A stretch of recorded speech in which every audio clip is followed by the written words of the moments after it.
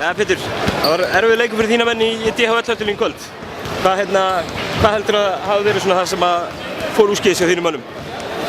Ja, sem betur. Það var margt. Við mættum ekki nógu aggressívir og við erum að missa hausinn svona í smástundi og kæruleysi. Það var náttúrulega skoraðir þarna, það tók eitthvað 20 rúmur þarna.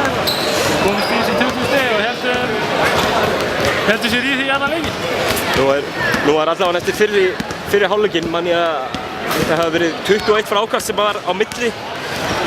Ansi augljóst hvað er saknið Dempsey inn í miðjunni.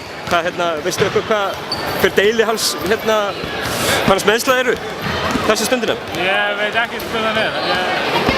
Á minni vitneskju þá held ég hann alltaf að spila sko. Það var greinilega eitthvað sem gerðist bara á loka mínútum. Já, við verðum með þetta að koma meira tilbúin. Við höfum ekki látið að taka þessi sóknarfrákast. Við vorum með jafnmörg sóknarfrákast í hálfleik og við vorum með að frákast. Þannig að við verðum að rífa okkur í gang með það. Sama á þetta hann sé ekki. Næsti leikur, Norðan Heiða. Er það ekki kjörinn staður til að rífa þetta í gang? Jú, við verðum bara að mæta tilbúin í hann. Þetta er bara 1-0, þannig að við verðum bara að taka hann og gera þetta 1-1.